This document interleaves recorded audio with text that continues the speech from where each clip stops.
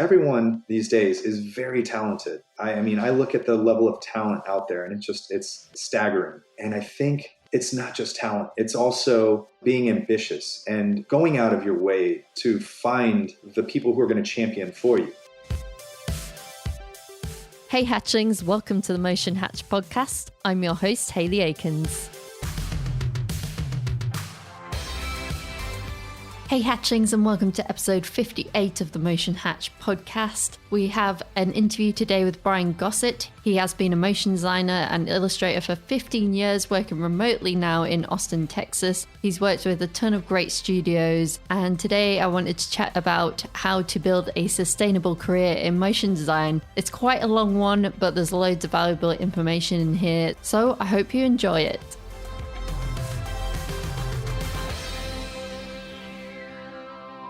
Hey Brian, thank you so much for coming on the show. Oh, it's an honor to be on the show. Thank you so much for having me. Well, it's great to have you here, and this isn't the first time that you've been on a motion design podcast. Do you want to tell the audience a bit about yourself and your background? I'm a motion designer, illustrator. I've also directed live action animation, etc. in the motion design industry for about 15, almost 16 years now. I have been freelance for about 11 of those years and staff for about 4 or 5 of them. I have kind of covered a wide range of work, pretty much any style you can think of. As you know, you can imagine having a career of this sort of length, trends come and go. And eventually I found my style, the things that I like to do. And I think that's important. And at a certain point in my career, I found the kind of work that excited me. So I started focusing on trying to bring in that kind of work. And it's been great since I did that. And I've primarily been that. Before that, I would say I was more of a generalist.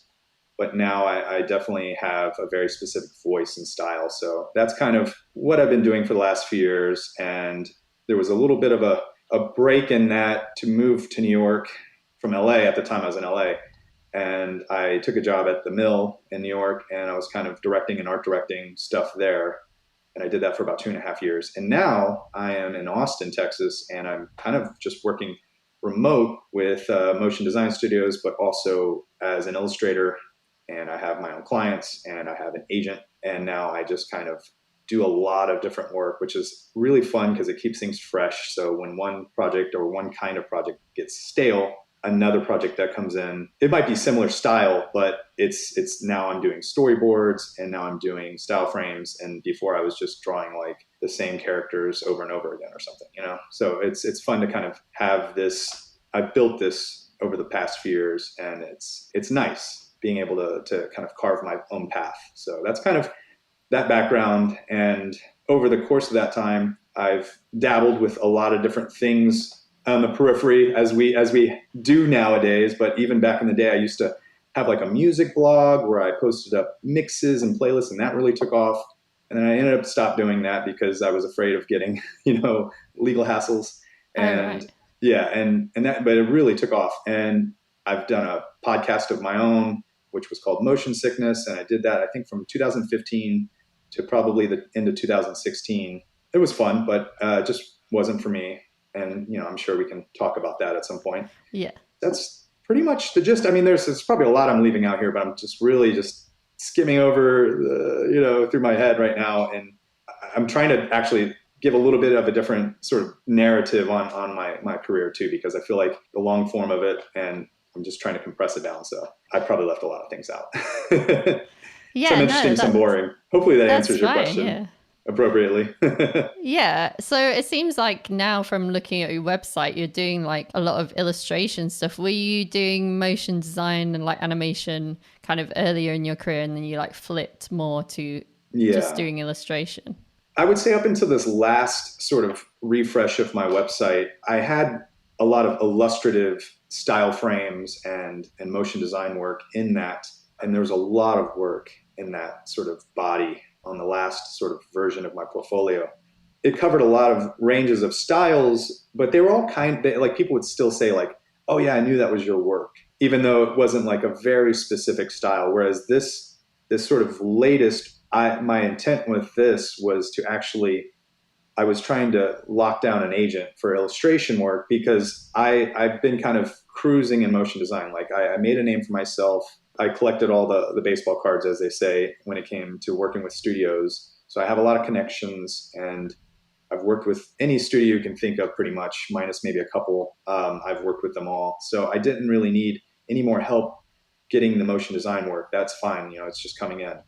So when I put this site up, my intent was to find an agent. And I think the best way to find an illustration agent is to have a very honed in style. And they respond to that because it's easy for them to sell and market you and then find work for you. If they can say, look at Brian's work, this is what he does. And potential clients can go to my agent's site or my site and look at the work and they say, oh, I know what I'm going to get. That's kind of how illustration works. Whereas motion graphics, it's a little different. It's a little bit more nebulous. When a brief comes in, either the agency has some references already, or the creative director might have some references of things that they want to see. Or now, usually they come to me and they kind of just want me to do my thing. They want me to kind of explore the way I want to explore. And that might be bringing my house style, so to speak, if it's appropriate for the project. But I might also just kind of like try some other stuff out too. And it's usually illustrative, but it's usually like I'm just going to play around and come up with a style that I feel is appropriate for the brief.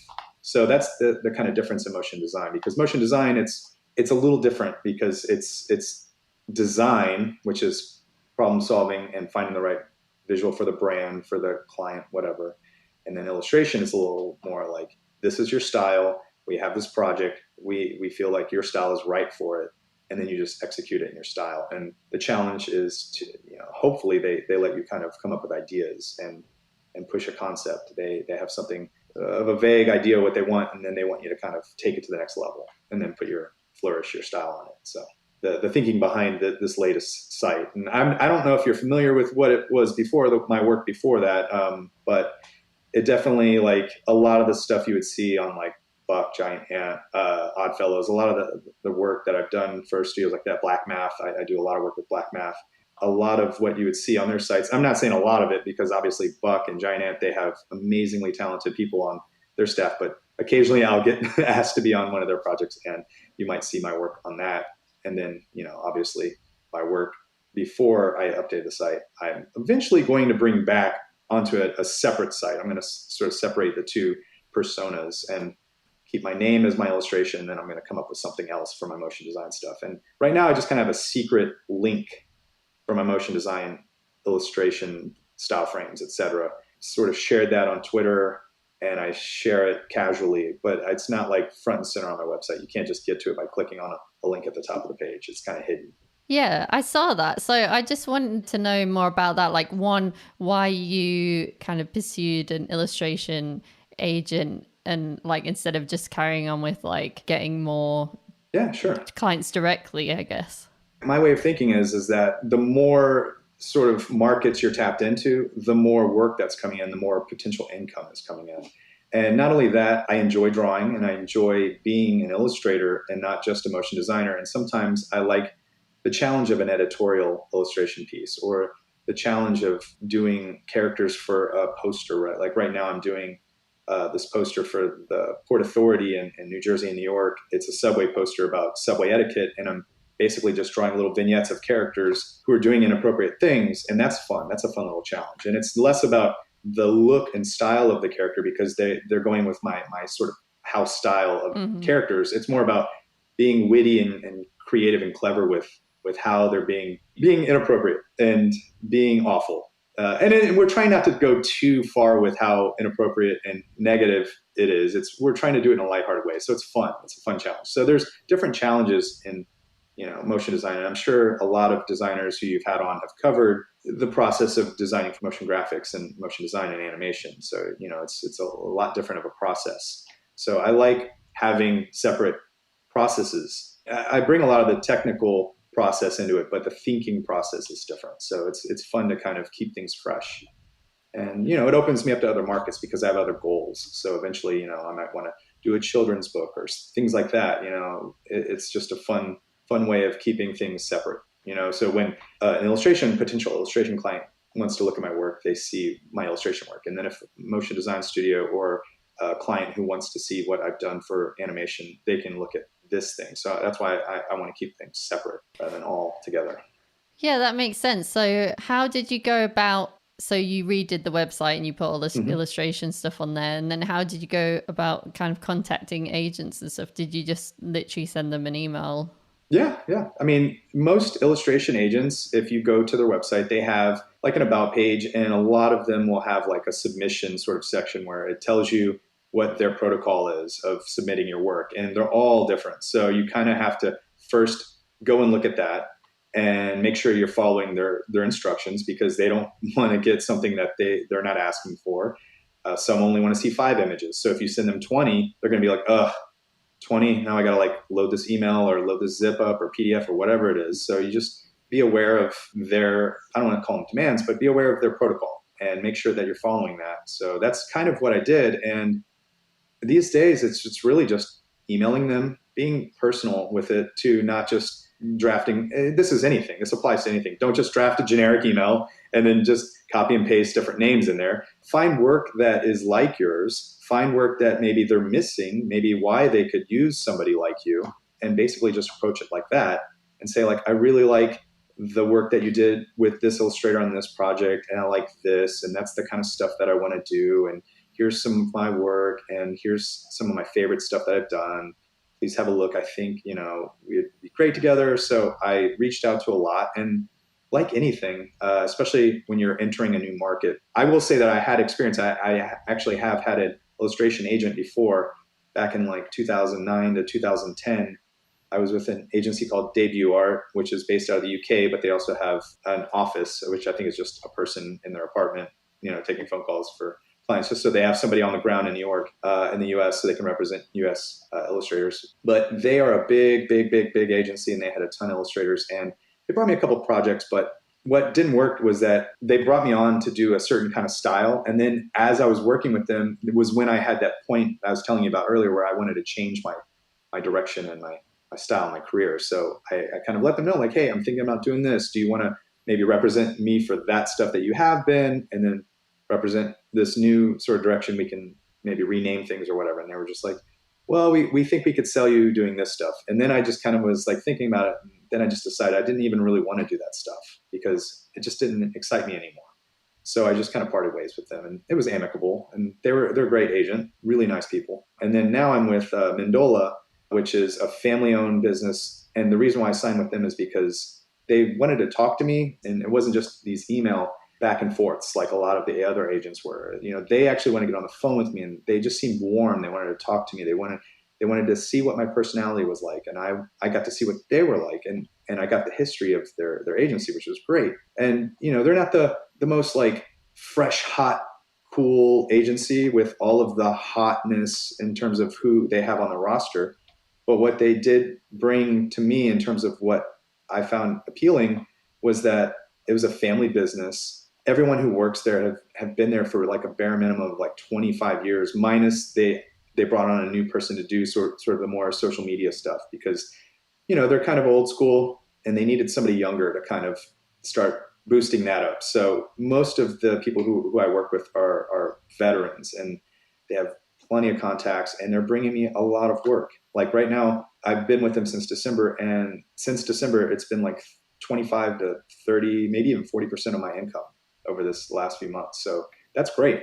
And fun projects. I did a board game for Hasbro, and that I think is launching August 1st. And I've done like that subway job, which is cool, because I lived in New York, and I'd always see these cool images on the subway, and I'm always like, it'd be so fun to do something because so many people see it, and it's just kind of cool, and people are just sitting there, and they're forced to look at something unless they're on their phone, and they're going to engage with it, whereas a lot of the stuff that we do is just kind of like very passive. People kind of see it like, oh, I got to skip this, like, oh, maybe it's cool enough and I won't skip it. But a lot of ads that we do are pre-roll or whatever, or they're explainer videos. It's like for a very specific target audience, whereas this is just kind of like whoever hops into a subway. So I just kind of like the idea of having my work not just on a screen somewhere. It's cool to kind of have it in physical places. So it's exciting, and that's kind of another reason why I like doing illustration work, because I'm not focusing on like a series of illustrations that's going to move. And that's always exciting, because I pass it off, and then animators do an amazing job, and then it looks amazing, and I'm just blown away.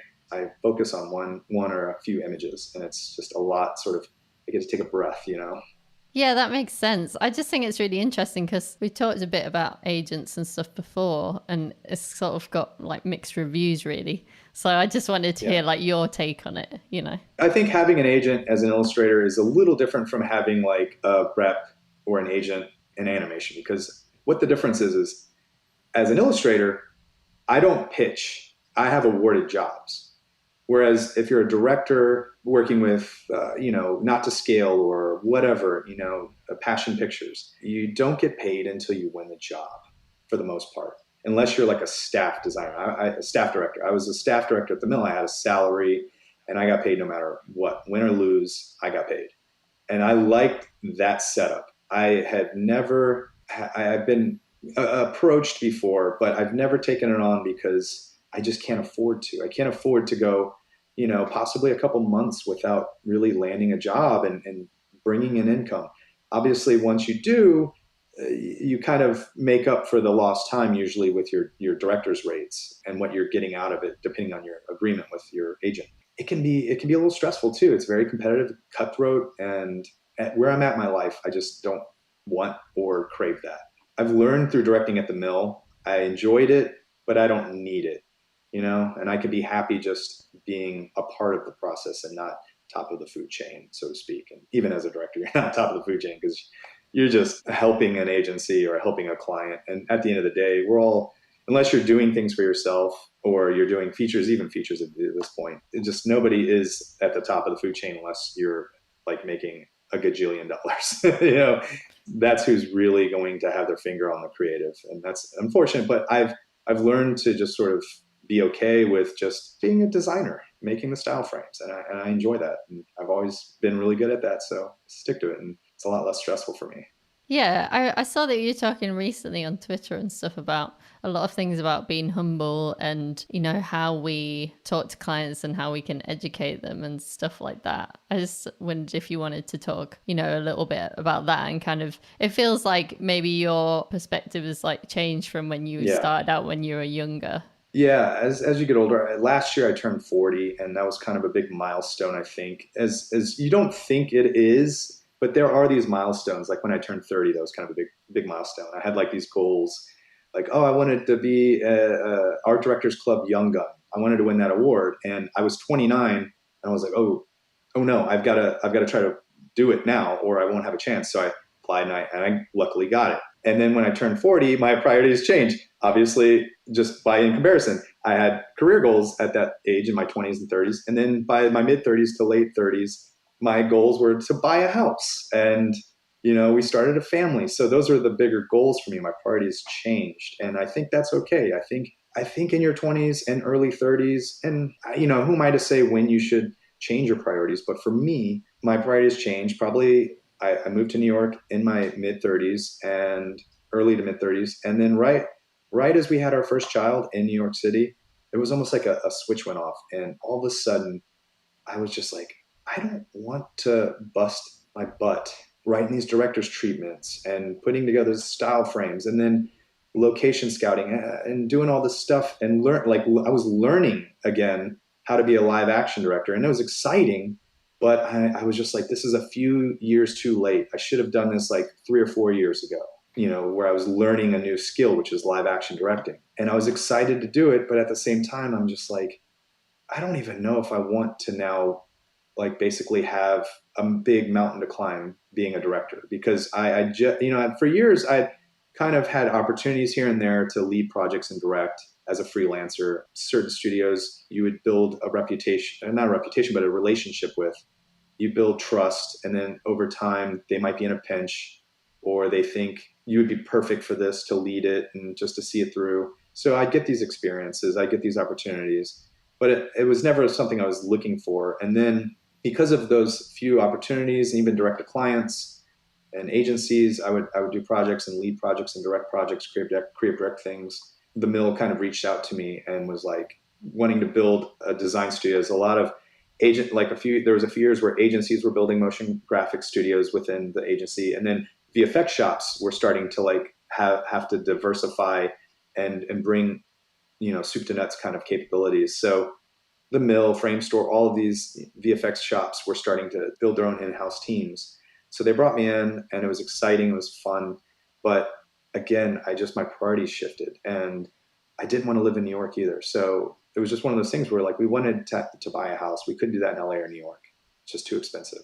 So we decided to move back to Texas to be close to family. And that's kind of where we're at. So that I feel like, what was the question again?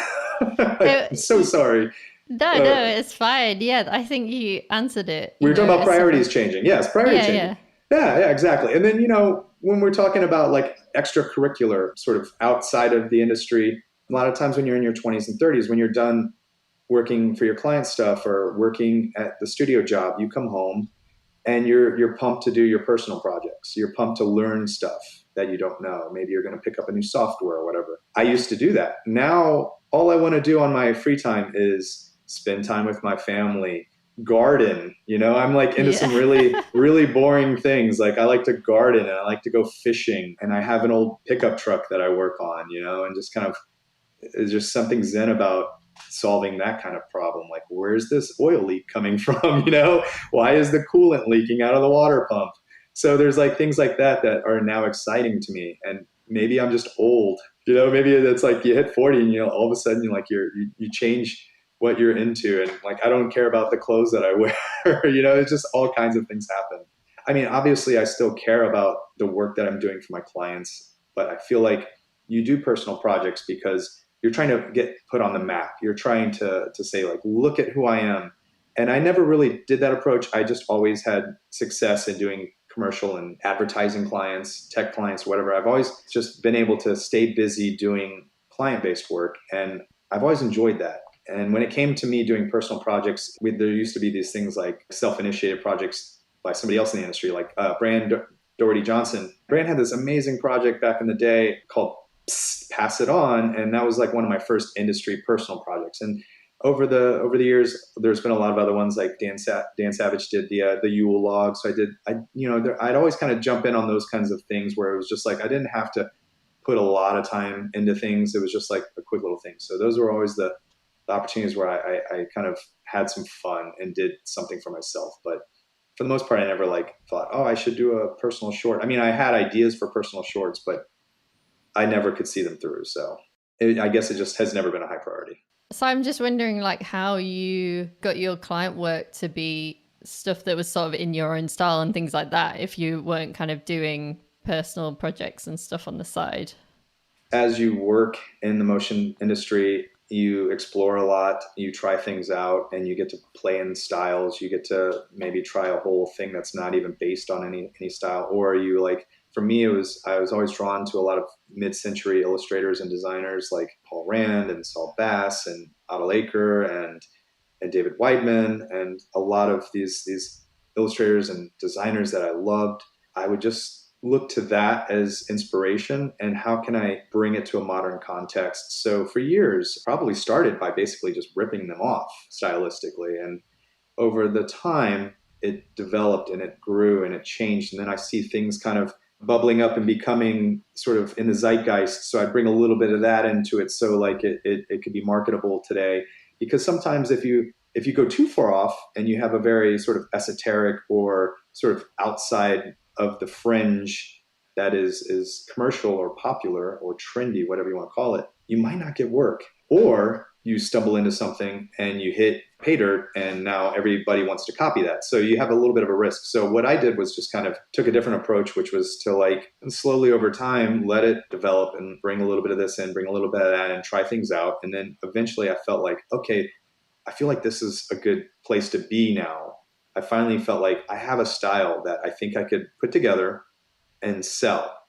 And it worked. A lot of agents responded really well to it. Mm-hmm. And a lot of agents, just like anything else, you send out a lot of feelers and sometimes you don't hear back at all. And then sometimes you hear back and they're just like, I think we have, they might say, I think we have a couple of illustrators that already kind of cover the bases that you cover, or they'll say, we're full, because a lot of agents, they take on a certain amount of artists and then they max out. So they'll say like, if we end up losing an artist, we'll consider you, but obviously you're also going up against a lot of other illustrators. It's a very like every industry, it's crowded out there, and it's just trying to get your voice heard and get opportunities to be represented and get work through your agent. So one of those things where you have to kind of know when you're ready.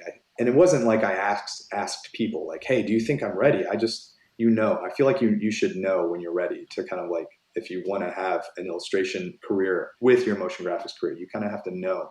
There's artists that I look at now, like that are starting to do it, like Alan Lasseter, who has a very specific style and voice, and he's found it, and he found it pretty quick, and I think that's great. And I think I'm starting to see other motion designers cultivating their own sort of voice, carving their own niche. It's important because for a long time we just didn't have this opportunity in motion design. It was just, you kind of had to just be very flexible with styles, and I think that's also very good to be too. And that's also what keeps me very busy in motion design. I think that's, it's really interesting. I just wondered as well, like when you kind of made the move from New York to Austin, because you said like you wanted to buy a house and all of this stuff. How did that go? And how did you sort of like prep your clients? Or do you see what I mean? Like, because you must have been working a bit in-house and stuff like that. Honestly, I give advice out to a lot of people now because they've seen the success that I've had leaving New York and coming to Austin. I don't give the advice of what I did. Right. I give the advice of what I should have done. Like, it's not always do as I do, do as I say kind of thing. Don't do as I do as I say. Yeah. Because after having the postmortem of the experience, I think I just got lucky. When I was in New York, I kind of started reaching out to other shops and clients and producers and just kind of saying like, hey, going back onto the freelance market, I'm leaving the mill. I just want to let you know that I'm going to be available very soon, and I'd love to work with you. And I should say I put a little tag on the end of this email saying like, the caveat is I'm moving to Texas, so I won't be working in-house. I'll have to work remote. Let me know if that's going to be an issue. Let me know if you're still going to reach out, want to work with me. And everyone responded like very positively. Of course, we would love to work with you. And yeah, you're an illustrator, you're a designer. We'll figure it out. I don't think it's gonna be a problem. And this was in 2014, so I think things have definitely progressed since then. But at that time, it was no man's land, pretty much. Like, I don't think too many people were doing this that I knew of, and I was very nervous. And then I was taking a walk through Central Park, and I got a phone call from a friend of mine, and he's good friends with the chief creative officer at Squarespace, and they had a project and they wanted me to be a part of it. It was involving a lot of artists. So it was very much happenstance. And that's kind of another thing that we should talk about, but it was happenstance. It was just like, this is perfect timing. I mean, it had a very good budget, and it was just something that myself and an animator could do. And we had split that budget up. And I took like a finder's fee, like what an agent basically takes. I took a percentage of it for bringing the job in. And then after I had that percentage taken out for myself, which is how I kind of paid myself a little bit more for it coming to me, I split the budget between myself and an animator, TJ Soker. And the two of us did it, and it went great, and it was cool. It got pretty good response on Vimeo, etc. And it was cool. But the great thing about it is that for 2 months, I was good. Like I had money to not only last me for those 2 months, but probably another month on top of that. It was enough income from that one project to kind of just keep me going for 3 months. Plus, I had like a little bit saved, but we did have to spend a lot for the move. So there was a lot going on, a lot of moving pieces, and we weren't buying the house at that point. We were just moving back, and we rented a house because we just wanted to feel around the neighborhoods and get a sense of where we wanted to actually plant our roots in Austin. That was great. But again, that's happenstance. So the thing about, I think, and I say this now to a lot of younger artists who are reaching out to me like, hey, well, what should I do? A lot of success that I've achieved and a lot of other people I know have achieved, it's really a roll of the dice too, because everyone these days is very talented. I mean, I look at the level of talent out there, and it's staggering. And I think it's not just talent. It's also being ambitious and going out of your way to find the people who are going to champion for you.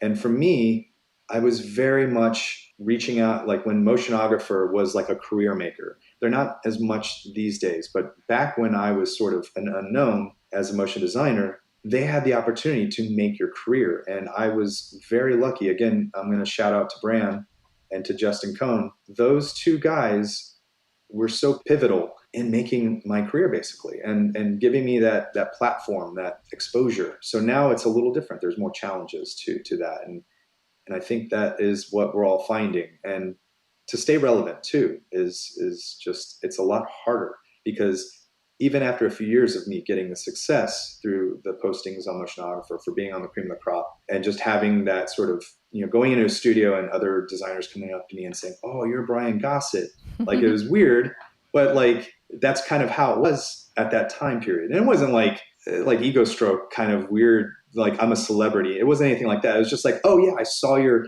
posting on Motionographer," because that's what we lived by Motionographer. We lived and died by Motionographer. And when you got that platform, when you were up there on the main post or a quickie, and you're on the cream of the crop, you're catapulted. And nowadays you have so many other things that you're going to have to compete and do and put yourself out there through Instagram. And really, it's a bigger job now, and it's a lot tougher. And staying relevant, it's just like, for me, the challenges for me are just like making sure that people are thinking of me still, making sure like the studio's like, I haven't heard from Buck in years. And like, since I did that MasterCard New Year's thing with them, that was like the last time I worked with them. And I was crazy. I was looking through my archives and I was like, wow, that was 2016. Holy cow. It's been 3 years since I've even heard from them. So, I mean, and I don't like take an insult to it. They obviously have an amazing just staff of just the best in the business. And then they're freelancers, they have their favorites or whatever.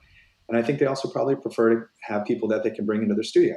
And I can't do that. So that's probably why I'm not getting calls from certain people. But it's a challenge. It is just a big challenge to stay relevant. And, we're all sort of fighting to have our voices heard. So I think it's super, super interesting. And it's like, because I remember like when you look on Motionographer every day and you're like, oh my God, like if one day I could be on Motionographer, I'm sure like I definitely had those thoughts. And I just feel like it has changed a lot recently, but I feel like a lot of us are like, oh, we're getting older. Like, where do we go like after this? You know what I mean? And then some people, obviously like there's younger people coming up as well. And it's just kind of like, I feel like people are getting a bit like, this is the first time that people who are like in motion design are kind of getting a bit older, and it's like, where do they go? Yeah. And I look at what some of the new crop of rock stars, whatever you want to call them, cream of the croppers, whatever the word you want to use. And I look at what they have to do now. And I simultaneously feel a little bit of FOMO because I'm not participating in that. But I'm also kind of like, oh man, I feel bad for the amount of work that you have to do now to just sort of become the voice that stands out. Mm-hmm. Like I look at what you have to do in terms of constantly feeding your audience, because now it's all about building yourself as a brand and barf. Sorry. And, and I know you've had certain people on the show that are for it, and I'm not against it by any means, but I've stepped back. The podcast for me was like the last attempt to be a public persona. I've always kind of been on the fringe of being this public persona. I eventually asked to be on as a contributor, it's called an editor, a contributor on Motionographer. I would write up posts, I'd do main posts, I'd do interviews, etc. So that's kind of like my first taste of eventually what became the podcast, because I've always been a fan of everyone else's work. I love seeing work that makes me excited, maybe a little jealous, maybe a little like the FOMO but now the FOMO is just off the charts, because now you see people like, I'm flying here to do this talk, or I'm going over here, or just people going to Blend makes me jealous, because I can't do it, because I can't leave my wife with our 3 kids for like a week, and spend the money to fly up to Vancouver and get a hotel, et cetera, just to stroke my own like career desires of like meeting and hanging out with other people that I'm fans of or whatever. And I would love to do that, because I know it'd be so exciting and invigorating, and I would come back super inspired. But it's not in the cards for me anymore, unfortunately. And like those kinds of things I get FOMO of. And you see it now, because back in the day, there were conferences but people weren't like live streaming stories of them Right. at the concert, hanging out with all the people that online. Like we're all friends and we all kind of know each other online, but now they're hanging out in person and they're going out and they're drinking and they're playing, they're karaokeing and all that. And then I start to say, oh man, that looks fun. And I'm just a dad, and I love my family life, but sometimes I'm like, oh, I want a little taste of that life of when I was in my 20s and early 30s when I used to do those kinds of things. I'm just like, so now we just see it, and everyone's public facing the most exciting parts of themselves. My life is pretty boring, to be honest. And if I were to share it constantly on Instagram stories or whatever, I probably wouldn't be very appealing to people, like here I am pulling weeds. So like I've been trying to figure out like, well, how can I use Instagram stories? So lately I've just been like, well, I guess, I'll just kind of give a little behind the scenes, pull the curtain back. And I've done that recently. And it seems to be like, oh, people are interested. I've gotten a lot of good, response back through DMs, people slide into my DMs, as they say, and, hey, that's so cool. Thank you so much for sharing. So it's cool to see that that's helpful, And for me, like giving back any way I can is always nice. So like there was a time when I felt like the podcast that I was doing was like, this is my way of giving back to the industry too, because I was trying to invite a lot of people onto the podcast that we actually don't know very much of. A lot of people who are kind of like me, who just kind of want to stay a little bit quiet behind the curtains. Like I had like Thomas Schmidt on, like the geniuses behind a lot of the creative at Buck. And he's very private. He doesn't, for years, he didn't even have a portfolio website, but he was just doing amazing work. I had like Lucas Brooking on, who's also very low key, and he was like one of the first guys at Giant Ant to like him and Jorge were putting Giant Ant on the map, and now he's at Buck in Sydney. Guys like that, Aaron Quinn, who I worked with at the mill, who's just a very shy, quiet, but super talented person. And now I see he's blossomed and he's opened himself up, and now a lot of people are becoming fans of his. But when I had him on the podcast, he was still working at the mill, was relatively unknown. And then he had kind of like a coming out party, through some stuff that he did with Motionographer, et cetera. And now, he's kind of a household name. But that was my intent with the podcast. I didn't want to just have on the usual suspects, the people that are going to all the conferences, the people that we all know about already. That was my intent with it. And also to give back, like, let's hear from these people. For me, being in this bubble in Austin, I just needed people to talk to. I get really cagey, and I feel like I'm probably talking way too much, as I usually do when I start talking to people. Just when you're working in a bubble, you get a little antsy, a little cagey, a little weird. Apologies if I'm talking way too much. No, it's great. It's so really interesting. I feel like I'm kind of like doing a similar thing. Like I lived in London for 10 years and now I live in Manchester, in the UK. So I feel kind of like similar in the way of like, I wanted to move out of London because, I'd been there for 10 years working in house places and kind of wanted to do the remote thing and be like Manchester's still a pretty big city and a lot of animation here in the BBC and stuff like that. But like, it's not the same, it's not like living in London. So I just feel like these are all things that people are thinking about a lot now, and kind of how can we work more remotely. And I do think it's kind of becoming more and more popular, and with Slack and stuff like that, people are finding it a lot easier, like studios and things like that. I mean, we could talk about some sort of businessy stuff. I've had ideas on how to create things that I can maybe possibly monetize off of that aren't necessarily normal. There's a new thing that I'm developing. As you've seen on Twitter, I've been sort of coming out now lately. I never really used Twitter very much. I was very much just a passive reader and not really participating in tweeting because I always felt like if I'm going to tweet, I need to spend time and think about what I want to say. I don't like to just, sometimes I'll rattle things off and then I'm like, why did I do that? And then I'll delete it, Yeah. And I'm just like, well, why did I say that? I'm not, why am I trying to be funny and a comedian? I think a lot of people get on Twitter and they start to build a voice. There's certain designers who become like, oh, you're the funny guy who says funny stuff.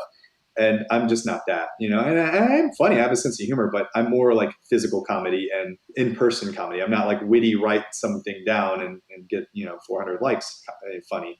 I started to say like, well, how can I use this platform? And I've been giving out sort of tips.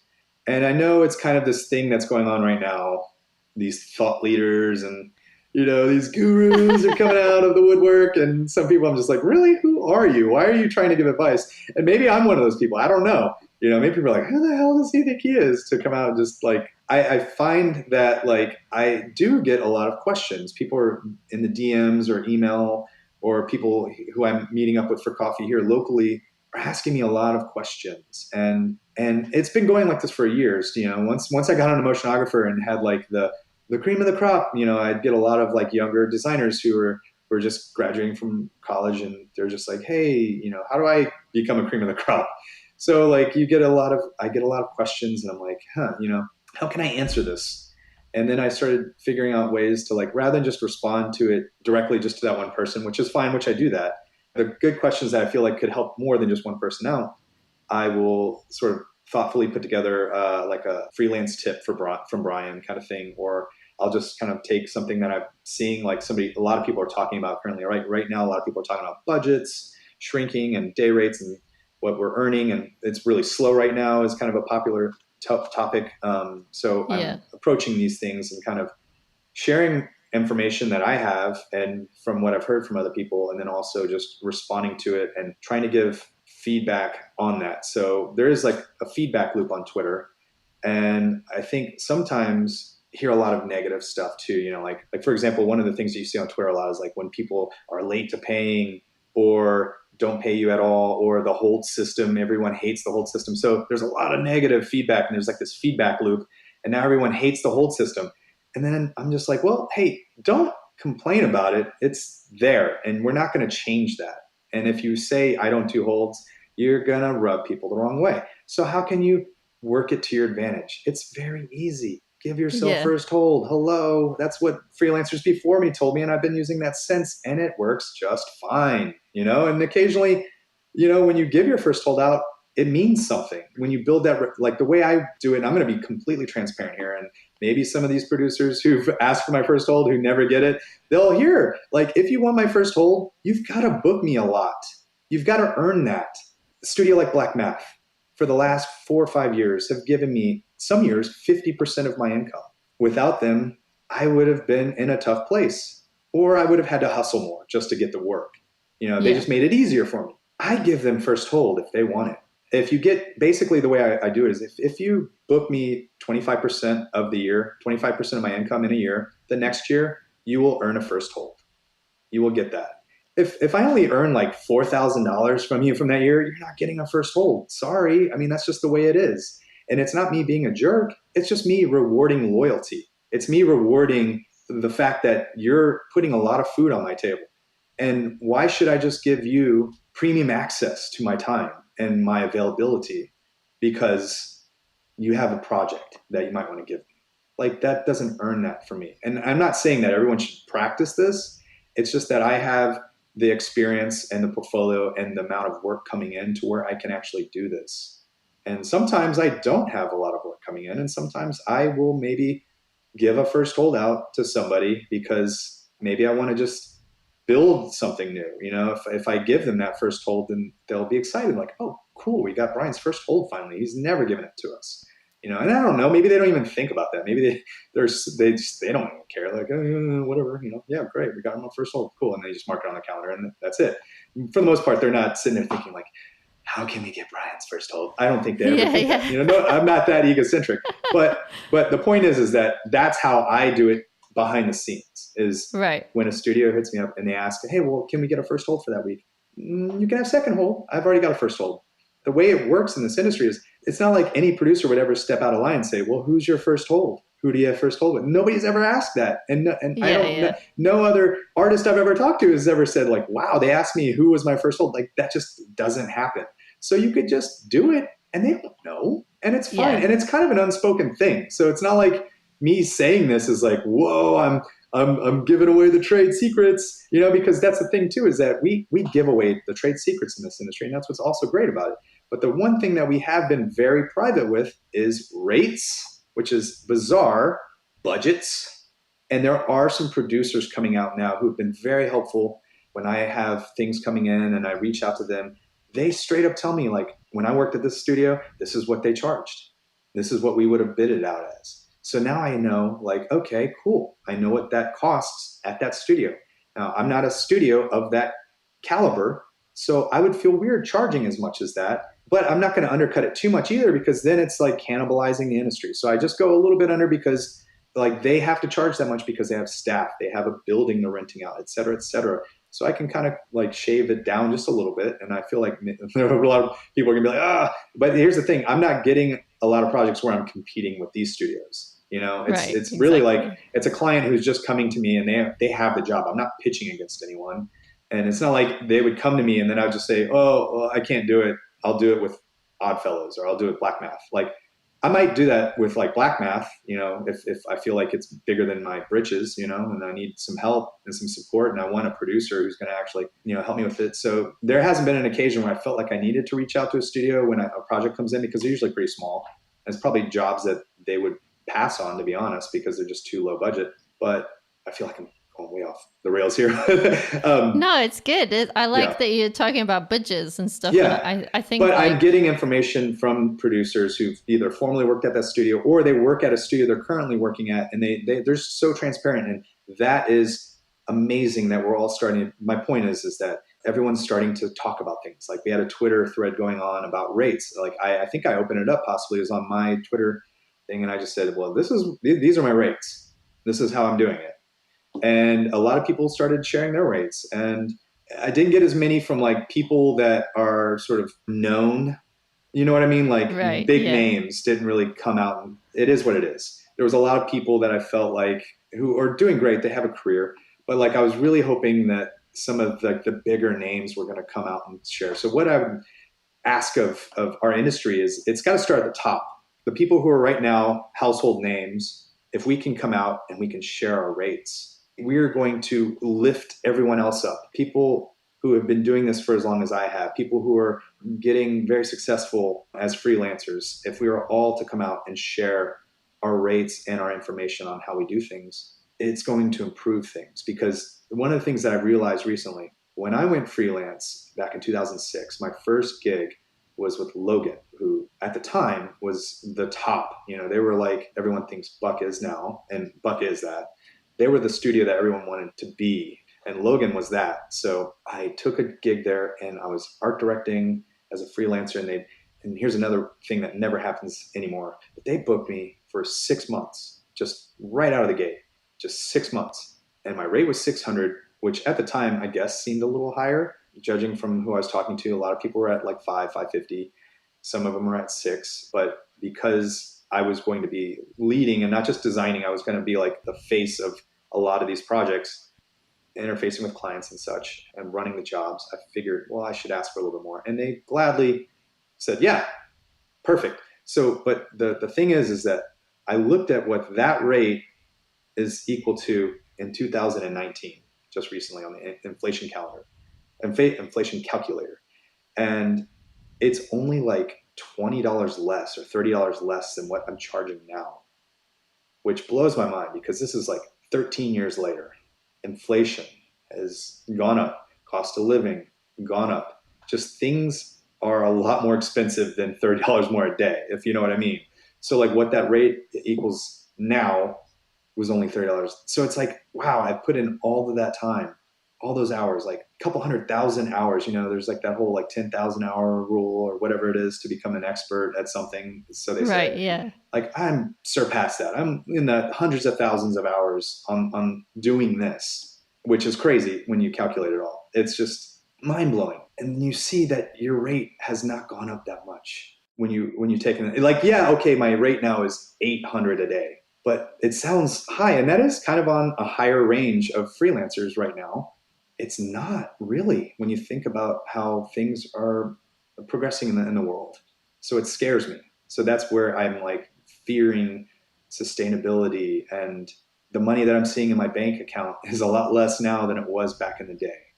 I mean, obviously I have 3 kids now and we're on one income. So that has a Yeah. little bit to do with it, but I get a little nervous, I get a little nervous moving forward. Like, how am I going to bring more money in? That's another reason why you have to branch out. I got an illustration in, right? Bring more work in, do this, do that, do whatever I can to start bringing in more income. I am completely agree with you. And I can say what really annoys me as well is in the UK, we charge a lot less than in the US. and I don't know What? why. This is Like, great. I don't really know much because I think a few people from the UK responded in that thread. Now, I was a little like, were you wow, surprised? Yeah, I was very exactly. surprised. And there were a couple people that like, oh yeah, they're great. Yeah, They're they're really good. good. Exactly. And that's all. Wow. I was just like really floored by it. And London's not cheap. Exactly. I feel like I've said this so many times. You know, in London, like if we compare that to New York, the rates are higher in New York than Yeah. London. And it's like, why? It's like, to me, that's like the same kind of Yeah. thing. Like, obviously, like if you're living outside of London in the UK, yeah, maybe you would charge a bit less. Like, I try and encourage people to like But why charge less? yeah, I know. I Charge the London do. I rates. do. But Yeah. at least if we're going to say, okay, maybe you can have some like whatever, you can say that, oh, well, you know, it's like, don't live in London, blah, blah, blah, The whatever. way I look at it is But, that you know, at least like New York and London should kind of be like on a par or something. Like, I feel like yeah, they're kind of similar 100% agree. cost of living and And stuff like LA that. too. LA is ridiculously expensive. I found out what our old apartment's renting for now, and I was just like, what? That's insane. Yeah. But at the same time, if you've lived there and you've worked there, you've gotten accustomed to a certain amount of income. When you move out of that state, city, whatever country, you should still charge the same rates. Your experience was in those cities. You've built your experience doing projects with those kinds of clients at those kinds of studios, and you're taking that experience with you. Okay. Now, if you're in Idaho or somewhere in Wales, and you're not working in the hub, and that's where you start, and you're only working remote, your rate should probably start lower. And you should probably, once you get to a certain skill level, think about, well, maybe it's time to move to those big cities for a couple of years. And I recommend that to a lot of people, especially here in Austin, when I see that they're at a certain skill level where like they're good enough to get out there and get work, and knowing that they're going to get out there and they're going to level up so fast and they're going to become a lot better, a lot quicker. That's mainly the reason why I encourage people to go out there, because you're going to stay here and you're going to get better over time, but you're going to get a lot better, a lot quicker, working with way better people than you and working on bigger projects, doing bigger things that are out of your comfort zone. I think once you do that, then you can think about moving back to whatever place you want to move back to, or a new place you want to move to, where it's not a hub of motion graphics and commercial and et cetera, et cetera. But you should still charge what you're charging there. And as you go, you should charge more. You should always, like, every year I increase my rate every year, because every year it's getting more expensive to live. I kind of let everyone know too. Just recently, I worked with a studio in December of last year, and then recently I worked with them, and I took the booking, not reading through the booking confirmation with them, and it was my fault. I forgot to tell them that my rate had gone up. I said, okay, for this one, cool, I'm going to work at that rate. I agreed to that, no problem. Yeah. But I did let them know, like, next booking, it goes up to this, which is my 2019 rate. I'm going to give you the 2018 rate, and even on the invoice, I made sure to put 2018 rate, because I Yeah, want like them a to be discount. reminded. It's a discount, but it's also like it lets them know, and it also gets into their head, like, oh, every year we should expect his rate to go up a little bit. Everyone should be okay with that. And the problem that's happening, I feel like, is that budgets aren't going up either. So what's Exactly, yeah. happening is a lot of studios are being put in this position where it's like rates are going to go up, budgets are going down. How are we going to deal with that? And that's something we need to be talking about as a whole. Freelancers, studio owners, and I think what a lot of studio owners are doing are staffing up, because they're finding the cream of the crop talent, and they're staffing, and they're hopefully paying good salaries to keep that talent there, but they're relying and leaning on that talent more so than they used to, which is freelancers. Buck especially, I feel like, has always been kind of a studio that leans on their staff, and then they have their favorite freelancers, or their freelancers that just are almost like an extension of their staff and studio. And I think that's kind of the way a lot of studios are starting to move. I think a lot of freelancers are going to have to figure some stuff out very soon. It's just changing, and we need to adapt.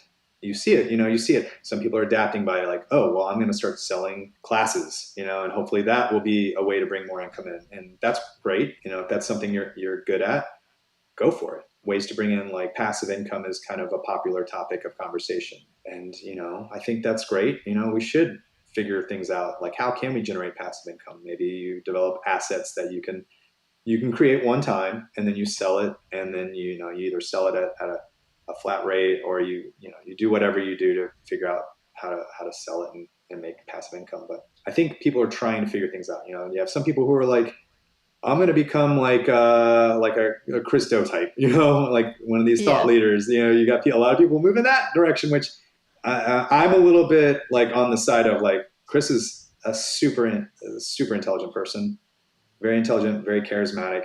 Applaud him for building his audience. That's not for me. I don't really have a desire to do something like that.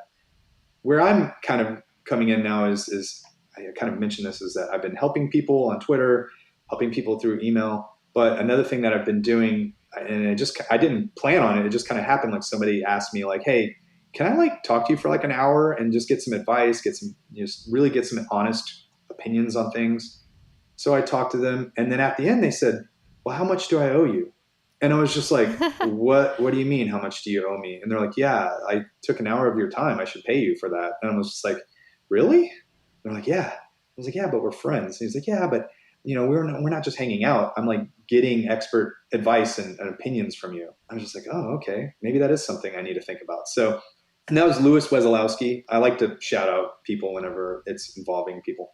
So he kind of put this like little thing in my head, like maybe that is something that I can pursue. And obviously it's still time equals money. So what I've been trying to figure out is like, and I've done other sessions with a lot of other people, a lot of range of experience levels, like from like, people here locally who don't really have any experience outside of the Austin market, people in the LA market, people who have just moved to LA or New York, and then people who are very well established who I've talked to, and they're looking to like move to Austin, start, they want kind of what I have, like people are, my wife is great. She always reminds me when I'm like complaining about something. She's like, people would kill to have your situation. So you need to remind yourself to humble me. She humbles me, because like when I'm complaining, Yeah. yeah, blah blah blah, clients, blah blah.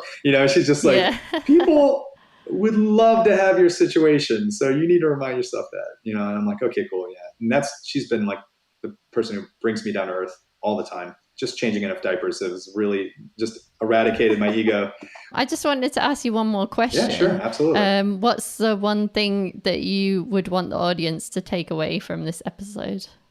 Trying to build a sustainable career instead of trying to become the new hotness. Think of what's the best approach to this industry, motion graphics, where I can build a sustainable career. And if you start young and you're working crazy hours, it's going to burn you out.